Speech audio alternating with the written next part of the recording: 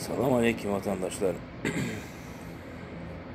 Baskılı Seni günü saat gündüz 11'de çıkışımız olacak. Kipur'da. Şu Türkmenistan prezident sayloları için bizlerin biraz katkımız olsun. Şu an seslenelim dedik. Gelip koşulacak, koşulabilirdi.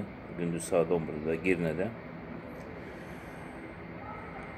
Şu Türkmenistan'ın prezidenti iki kandidatura olmasın, 5-6 kandidatura olsun de ve şu anın içinden birini, şu an arasından birini Dastoy'unu prezident olacak adamı seylep, ilerledip şu an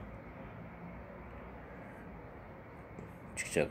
Şu Kipur'daki sastaf, Şemşek sastaf, toku köpüsü gel bilmez. Müşnende bilesle pandemiye de boş adam köptü.